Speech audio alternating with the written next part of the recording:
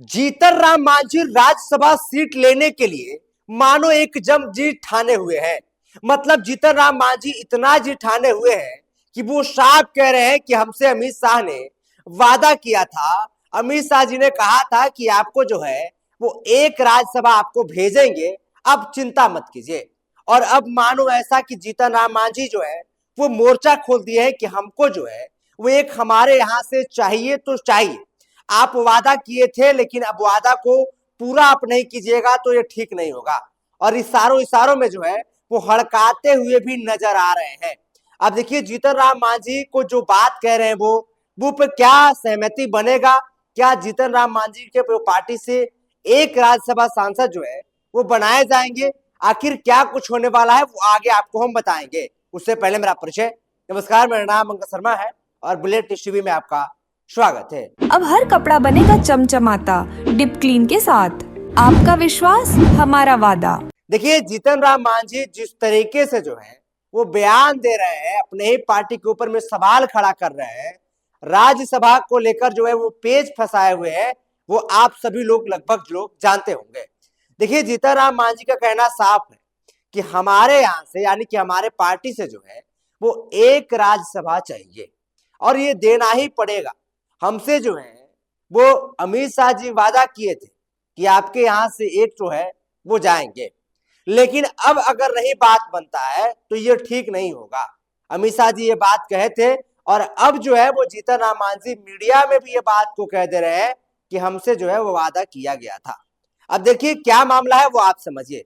देखिए साल 2026 में यानी कि अगले ही साल 5 राज्यसभा सीट पे चुनाव होना है, जिसमें जो माना जा रहा है कि लगभग लगभग ये एनडीए के खाते में है, तो 2 बीजेपी के कोटे में होगा, 2 जदयू और इसके बाद बचा एक। तो एक पे लड़ाई है कि जीतन राम मांझी को मिलेगा या फिर जो है वो चिराग पासवान को मिलेगा। अब यही बात को लेकर जो है वो फंसा हुआ है पेच। अब ये लोग लगभग मान रहे हैं कि चिराग पासवान जो है वो मानने वाले नहीं है, चिराग पासवान के खाते में ही जाएगा। अब देखिए उपेंद्र कुशवाहा बच गए हैं, तो उपेंद्र कुशवाहा अपने बेटे दीपक प्रकाश को मंत्री बनवा दिए, तो इसके बाद एक एमएलसी जो है वो समझिए कि दीपक प्रकाश हो गए, खुद जो है वो राज्यसभा है ही। तो ये प्लान में जो है वो उपेंद्र कुशवाहा सेट किए हुए हैं। तो उपेंद्र कुशवाहा लगभग लगभग इस रेस से जो है वो बाहर ही है, क्योंकि वो जितना चाह रहे थे उतना उनको काम भर मिल गया। हालांकि वो भी पीछे नहीं छोड़ने वाले हैं, वो भी लगे हुए हैं। लेकिन उपेंद्र कुशवाहा का मुसीबत तो ये बढ़ रहा है कि उनके 3 जो विधायक है वो नजर आ रहे हैं बीजेपी के साथ में, नितिन नवीन के साथ में पार्टी करते हुए नजर आ रहे हैं। तो जीतन राम मांझी जो है वो उनका भी यही टेंशन बनने वाला है, क्योंकि बीजेपी को आप सोच रहे हैं कि आप बीजेपी को मजबूर कर कर किसी बात को मनवा ले, तो आपको ये पता होना चाहिए कि वो बहुत पहले को जो है वो आपका क्या हाल होगा वो आपको समझना पड़ेगा। देखिए जीतन राम मांझी जी भले ही इस बात को कह रहे हैं कि हमको चाहिए, लेकिन वो ये भी कह रहे हैं कि हम तो मोदी जी का धन्यवाद करेंगे कि हमारे पार्टी का एक सांसद होने के बाद भी वो केंद्र में शामिल कर लिए और हमको केंद्रीय मंत्री बना लिए। लेकिन ये बात स्पष्ट है कि जीतन राम मांझी जो है वो मानने वाले नहीं है।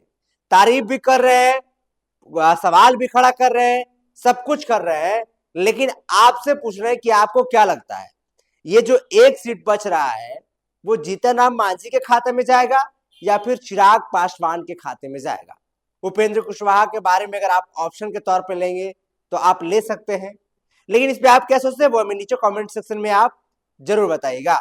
बाकी फिलहाल के लिए इतना ही, तब तक के लिए आप देखते रहिए बुलेट न्यूज़ टीवी।